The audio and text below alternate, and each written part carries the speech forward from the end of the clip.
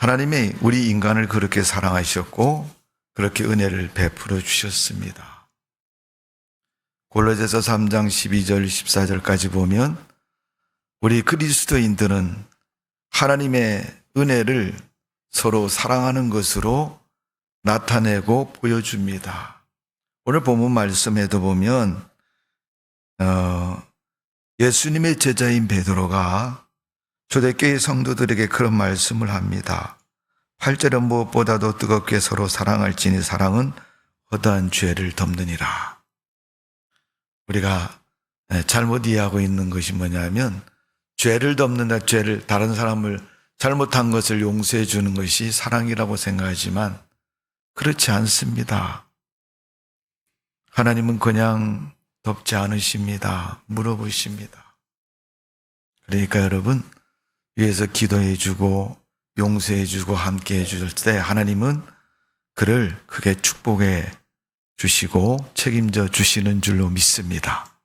하나님은 우리를 책임져 주신 분이에요. 만드실 때도 당신이 만드셨고 만들어 놓았는데 지멋대로 죄를 범하고 하나님을 떠난 우리 인간을 하나님은 당신이 책임지시기 위해서 십자가에 친히 달리셔서 그 하나님을 떠난 인간을 가슴에 품어주시고 용서해 주시고 구원해 주시고 그 인생을 책임져 주신 분인 줄로 믿습니다. 여러분 인생을 살면서 그게 안 느껴지십니까? 어떤 이야기가 있는데 신문사에서 사람들의 생활 수기를 공모를 했습니다. 크게 상금을 걸고 그 상금이 크면 클수록 사람들이 거기에 대한 관심이 커지겠죠. 아무튼 많은 상금을 걸고 신문사에서 여러분 중에 생활 수기에 감동되는 삶의 모습, 이야기가 있으면 보내달라고. 그래서 많은 기간 동안 수많은 작품을 받아서 그 사람들이 심사를 합니다. 몇몇 심사위원들이 모여서 야, 이번에 응모한 사람들 이야기 중에 어떤 이야기가 가장 감동적이고 가슴에 닿는 이야기냐. 그랬더니 어떤 나이 많이 드신 할머니의 이야기입니다. 그 할머니는 제목을 뭐라고 붙였냐 하면 운명인 줄 알았더니 시련이었습니다 라는 제목을 가지고 글을 썼습니다. 그 글의 내용은 아들에 관한 이야기입니다. 노년에 결혼을 늦게 해서 아이를 낳았는데 그 아이가 무럭무럭 자라서 20세가 되었을 때 알 수 없는 그런 질병에 걸려서 병석에서 일어나지도 못하는 거예요. 계속 누워서 지내야 되고 밥 먹는 것도 똥오줌도 받아내야 되는 그런 절박한 모습이 되고 말았습니다. 그런 알 수 없는 질병에 환란이 찾아온 것입니다.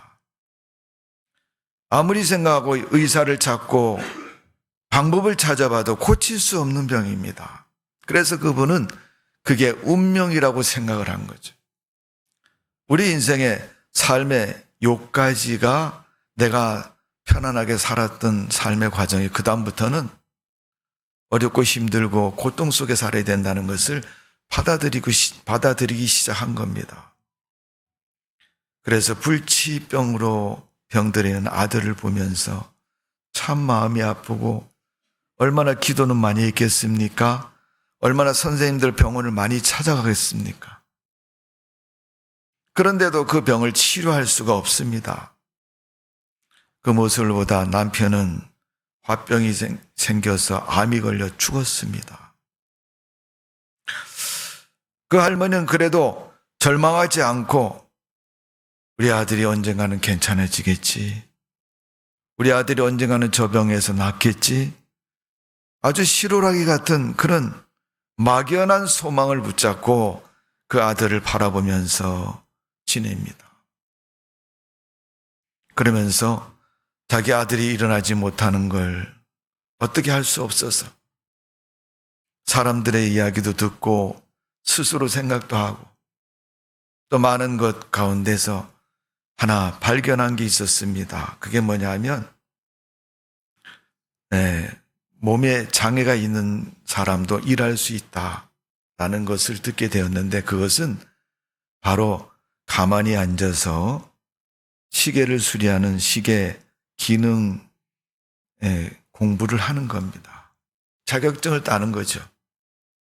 그래서 매일 아침에 아들을 씻기고 일으켜서 데리고 시계 고치는 교육을 시키는 학원에 갔다가 앉혀놓고 오늘 공부 잘해라 그러고 끝날 때쯤 되면 그 아이를 데리고 다시 집으로.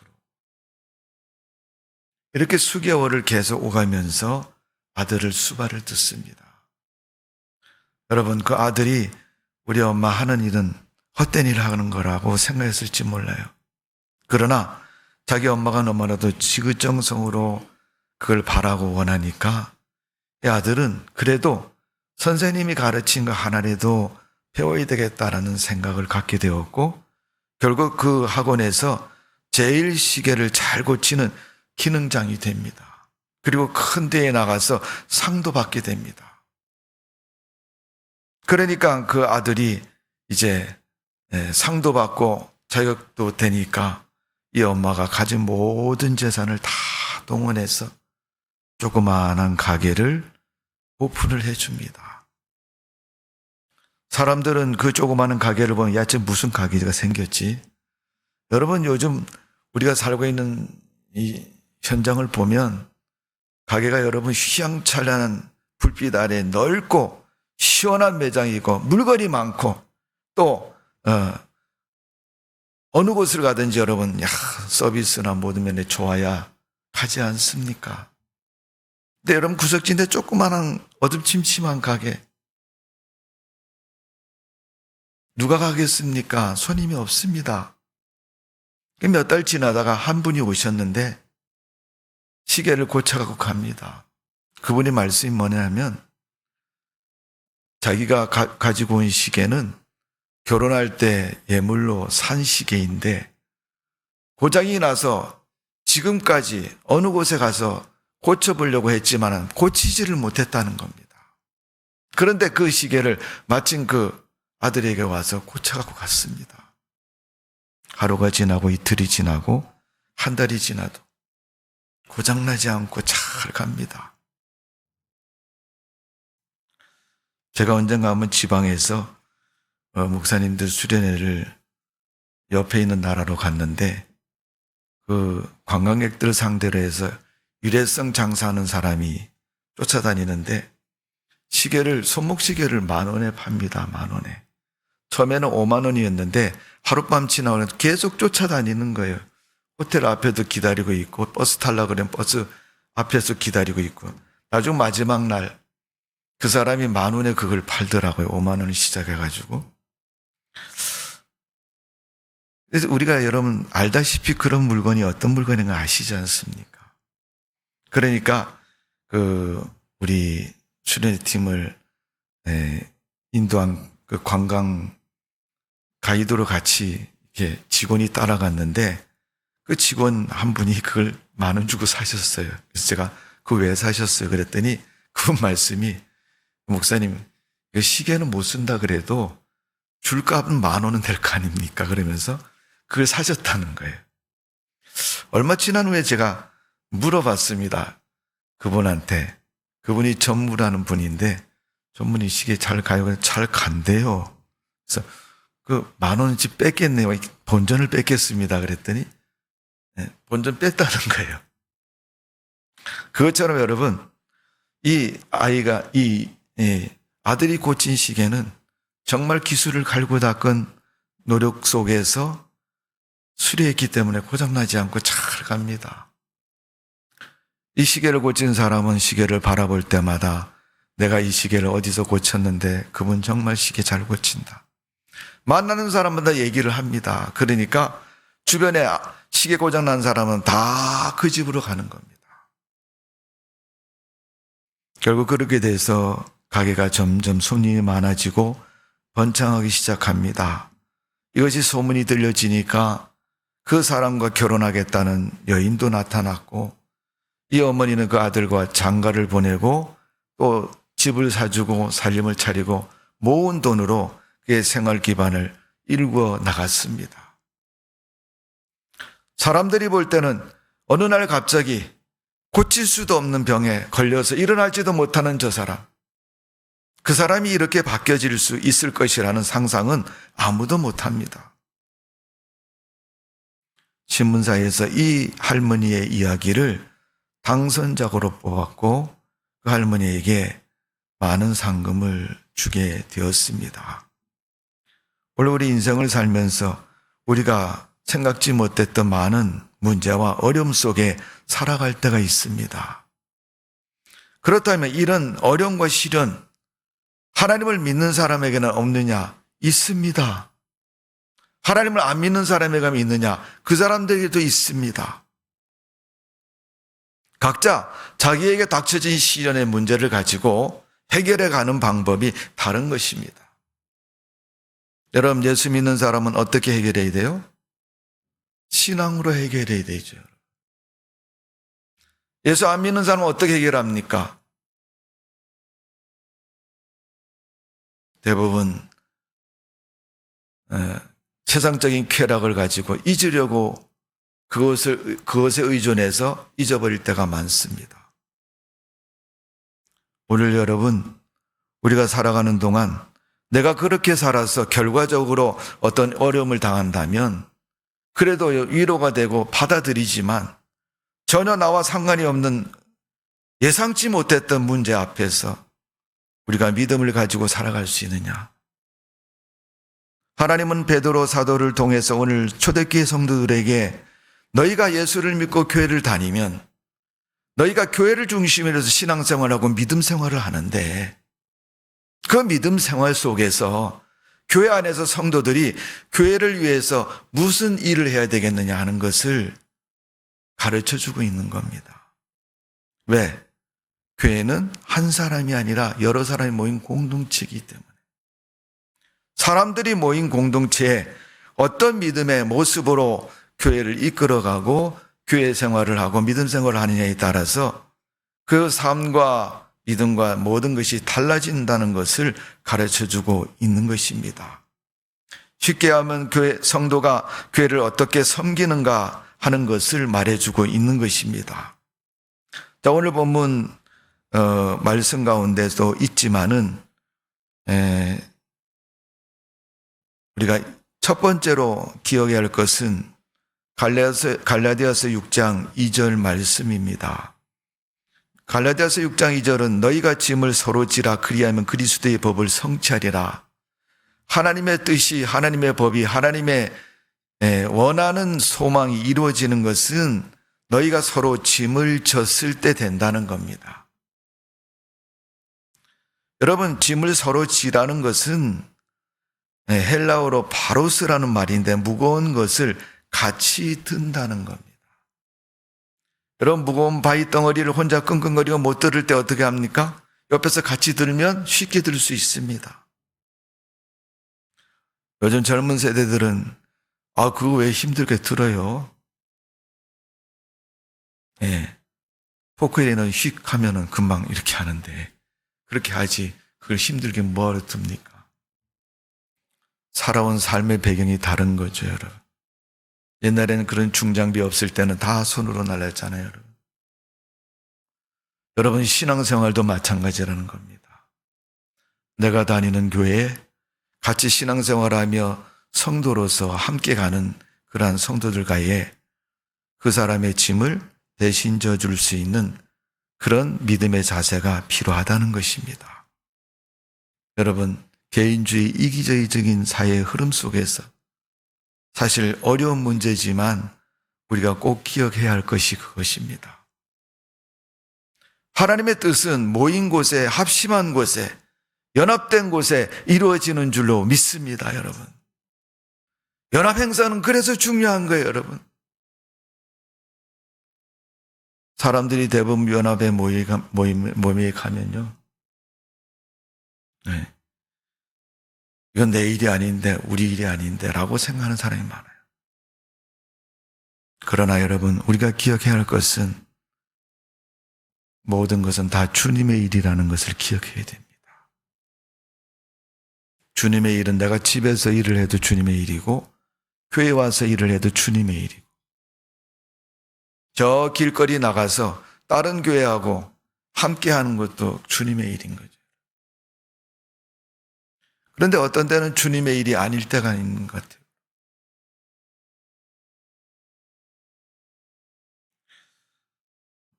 제가 전도사 때 교회들끼리, 지방의 교회들끼리 모여서 요즘 얘기하면 우리 남전도의 주관으로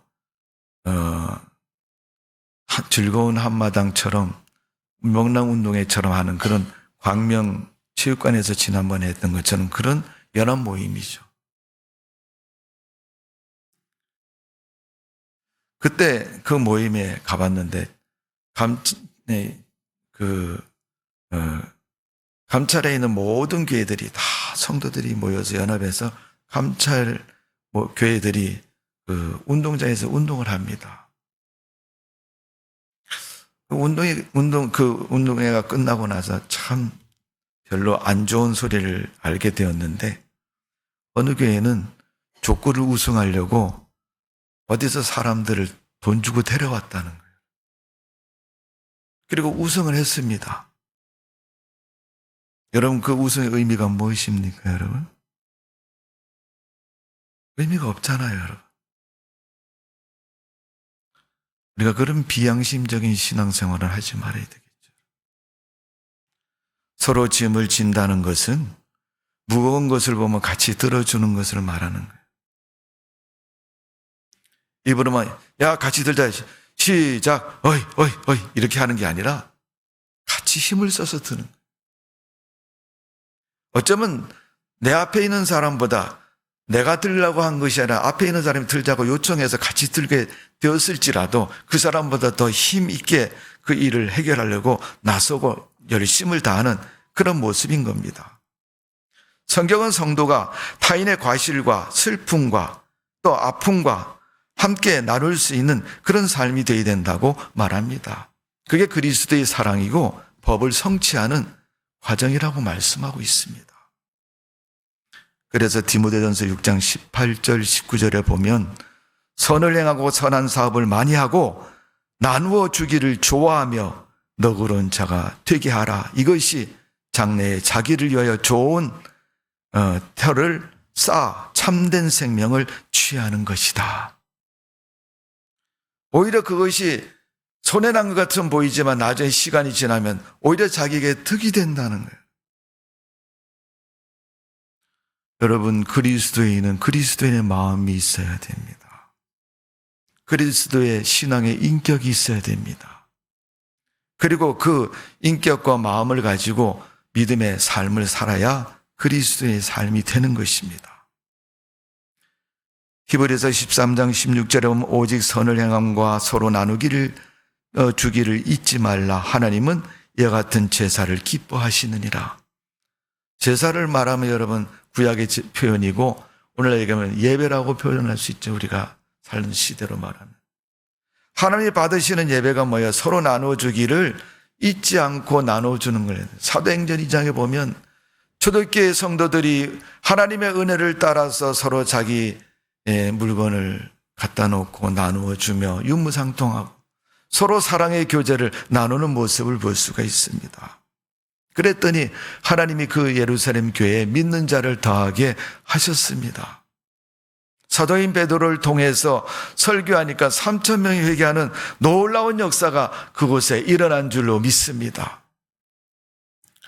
목사님들이면 다 그렇게 기도하고 하나님 제가 설교하면 3,000명이 회개하는 역사가 일어나게 해달라고 얘기를 할 거예요. 여러분 그걸 원하고 기도한다고 해서 3,000명이 회개하는 건 아니죠. 그 당시에 초대교회 성도들이 어떻게 했어요? 유무상통하고 마음을 같이하여 힘써서 모여서 기도하고 그걸 안 하면 그 다음에 없는 겁니다, 여러분. 하나님을 안 믿는데 여러분 믿음의 그 과정과 결과가 뭐가 있겠습니까? 로마서 15장 1절에 보면 믿음이 강한 우리가 마땅히 믿음이 약한 자의 약점을 담당하고 자기를 기쁘게 하지 아니할 것이라. 믿음이 강한 사람이 믿음이 약한 사람을.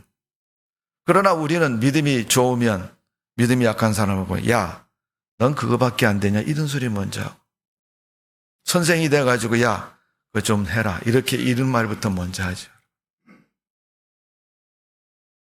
내가 알고 내가 믿음을 가졌으면 제일 먼저 첫 번째는 스스로 그를 위해서 기도해주고 기회가 생기고 때가 생기면 친구처럼 나 이렇게 했더니 하나님이 좋아하시더라.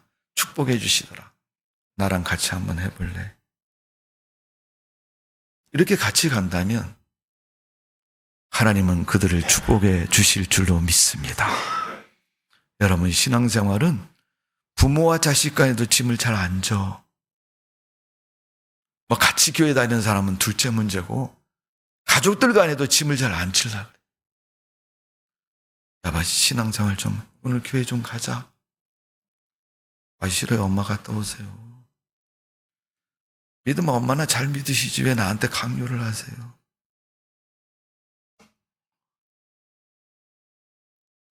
우리 사회가 여러분 어느덧 그런 사회 풍조에 깊숙이 자리를 잡고 있습니다. 오늘 그런 문제 속에서 하나님이 말씀하는 거예요. 그 문제를 해결하는 것은 주는 것이라고. 기도로 주고 물질로 주고 마음으로 주고 또 어떤 때와 형식과 처지를 따라서 나누어 줄 때 하나님은 그 때에 역사하시고 섭리해 주시는 줄로 믿습니다. 데살로니가전서 5장 14절에 또 형제들아 너희를 권하노니 게으른 자들은 권계하며 마음이 약한 자들을 격려하고 힘이 없는 자들을 붙들어주며 모든 사람에게 오래 참으라. 오늘 여러분 본문에도 보면 4장 7절의 말씀을 보면 만물의 마지막이 가까이 왔으니 그러므로 너희는 정신을 차리고 근신하여 기도하라. 뭐 하나님 기도 안 합니까? 난 맨날 기도해요. 그러나 만물의 때가 가까웠다. 기도를 더 많이 하고 기도에 심취해 있어야 할 때가 왔다는 겁니다.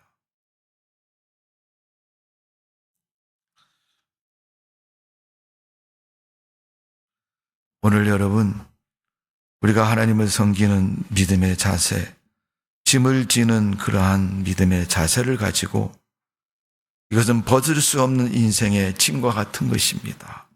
신앙의 짐은 우리가 거절할 수 없고 피할 수 없는 겁니다, 여러분. 신앙이야말로 정말 운명적이라고 우리가 여기고 믿음의 짐을 잘 지고 날마다 승리하는 여러분의 삶 되시기를 주님의 이름으로 축원합니다.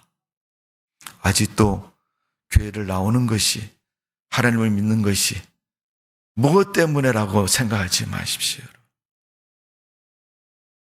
그 무엇 때문에 믿는 것이 아니고 교회 나오는 것이 아니라 내 믿음 때문에 내가 받은 하나님의 은혜 때문에 주님을 섬기고 주님 앞에 믿음을 지키는 성도가 되어지기를 주님의 이름으로 축복을 드립니다. 자, 오늘 8절 말씀을 다 같이 읽어봅니다. 본문 8절 시작. 무엇보다도 뜨겁게 서로 사랑할지니 사랑은 허다한 죄를 덮느니라. 오늘 여러분 사랑하는 것에 대해서 이렇게 두 가지를 말합니다. 무엇보다도 무엇보다 첫 번째 우선순위가 1번이라는 거예요. 사랑. 무엇보다도 저거 말고 사랑적으로 그거보다도 이거. 사랑이 첫 번째라는 겁니다. 그 다음에 뜨겁게 뜨거운 거 아시죠? 뜨거워. 잡으면 큰일 나는 거. 그래도 참는 거. 냉랭한 건 여러분 누구나 다 잡습니다. 그러나 식당을 30년, 40년 한 분들은 손가락이 단련돼가지고 어떻게 해요? 뜨거운 거 잡아도 안 뜨거워요? 그러면 손님들이 주방에서 뭐 이렇게 들고 오는 걸 보고 안 뜨거워요? 그러면 어떻게 해요? 단련이 돼서 괜찮아요. 그러면서 그냥 손을 덥석 잡아가지고 옮겨놓잖아요. 두 번째는 뜨겁게 그냥 하는 둥 마는 둥이 아니라 열심을 다하는 거죠. 그리고 세 번째는 서로 사랑할지니. 서로 사랑하라는. 손바닥도 여러분 두 개를 딱 붙여야 소리가 나는 거예요. 안 부딪히면 소리가 안 납니다. 아무리 휘저도. 신앙생활도 여러분, 내가 누구를 위해서 기도해 주는데 그 사람이 내 기도하는 걸 들은 척도 안 하고 본 척도 안 하고 딴집 이야기로 생각하면 여러분, 역사는 안 일어나는 거예요. 여러분. 아무리 부모가 자식을 위해서 기도해도 자식이 하나님 앞에 서지 않으면 역사는 일어나지 않습니다. 여러분. 아무리 부모가 목사님이라 할지라도 자녀들이 신앙생활을 제대로 하지 않으면 하나님의 은혜는 받을 수가 없는 거예요. 여러분 사무엘서에 보면 엘리 제사장 아들이 그랬고 사무엘 선지자 아들도 그랬습니다. 여러분.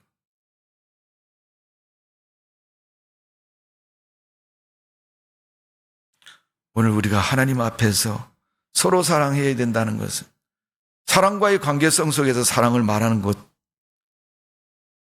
그보다 하나님과 우리와의 관계성 속에 하나님이 이미 우리를 사랑해 주셨는데 우리는 서로 사랑이 안 되는 거예요.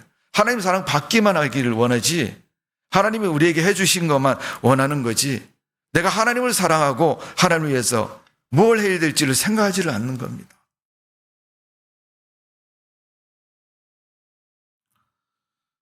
우리 시간이 없지만 한번 찾아보면 요한일서 4장 7절에서 11절입니다. 베드로 전후서 다음에 요한일서가 나옵니다. 요한일서 4장 7절에서 11절. 신약성경 391페이지에 있습니다. 7절에서 11절까지 우리 한 목소리 다 같이 읽어봅니다. 시작. 사랑하는 자들아 우리가 서로 사랑하자. 사랑은 하나님께 속한 것이니 사랑하는 자마다 하나님으로부터 나서 하나님을 알고 사랑하지 아니하는 자는 하나님을 알지 못하나니 이는 하나님은 사랑이심이라. 하나님의 사랑이 우리에게 이렇게 나타난 바 되었으니 하나님이 자기 독생자를 세상에 보내심은 그로 말미암아 우리를 살리려 하심이라. 사랑은 여기 있으니 우리가 하나님을 사랑한 것이 아니요 하나님이 우리를 사랑하사 우리의 죄를 속하기 위하여 화목제물을 그 아들로 보내셨음이라. 사랑하는 자들아 하나님이 이와 같이 우리를 사랑하셨은즉 우리도 서로 사랑하는 것이 마땅하도다. 아멘. 11절에 하나님 우리가 서로 사랑하는 것이 마땅하다는 거예요. 네가 하나님을 사랑하지 못하겠거든 네가 이웃에 있는 옆에 있는 사람도 사랑할 수 있어야 된다는 거예요. 사랑은 입으로 하는 게 아니잖아요, 여러분. 하나님이 보여주셨잖아요. 예수님을 보내셨고 우리를 위해서 그분이 죽으셨다는 걸. 십자가로 사랑하셨다는 걸 보여주셨잖아요, 여러분. 이게 사랑이라는 거. 너도 그런 사랑을 하라는 겁니다. 그리고 마땅하다는 거예요, 여러분.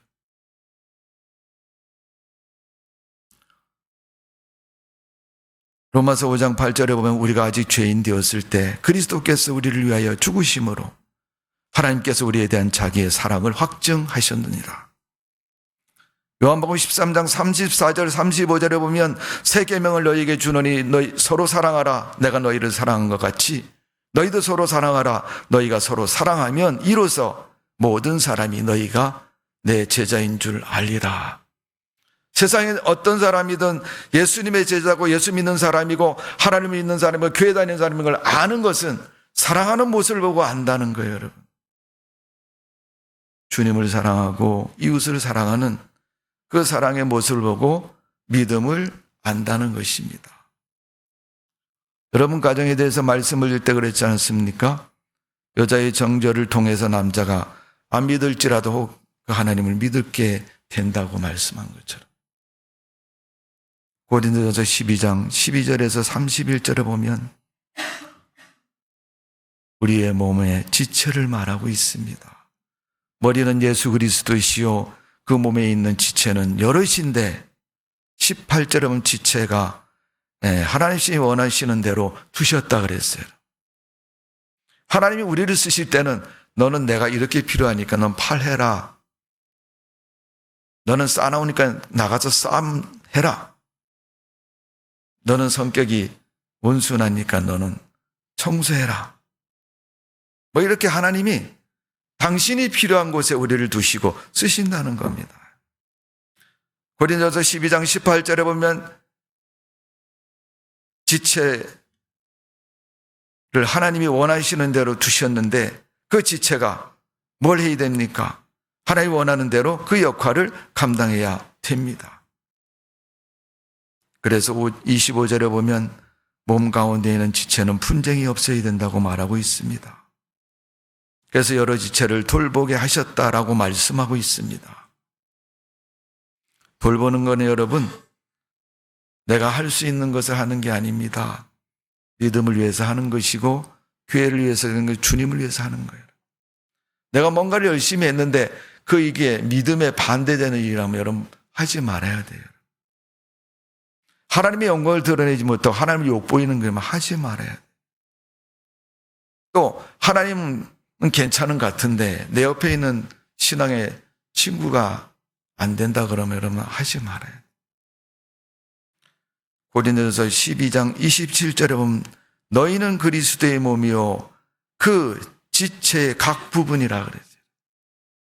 그 지체가 한 곳이 고장나고 아프면 몸 전체가 아프다고 말하고 있습니다.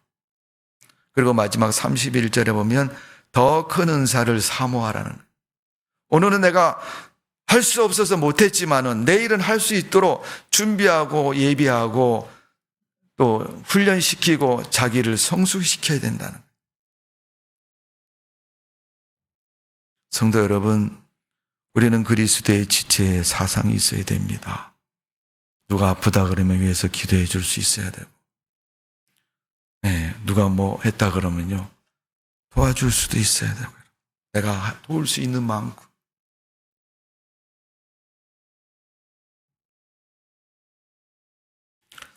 마지막 서로 여러분 해야 될 일이 뭡니까? 서로 덕을 세우는 일을 해야 된다. 데살로니가서 5장 11절에 보면 그러므로 피차 권면하고 서로 덕을 세우기를 너희가 하는 것 같이 하라 그랬어요. 덕을 세운다는 것은 좋은 것을 세우는 거예요. 여러분 교회가 세워야 될 것은 예수님을 세우는 거죠. 하나님이 원하시는 일을 세우는 겁니다. 이루어가는 겁니다. 이 일에 모든 성도들이 연합하고 참여하고 합심해서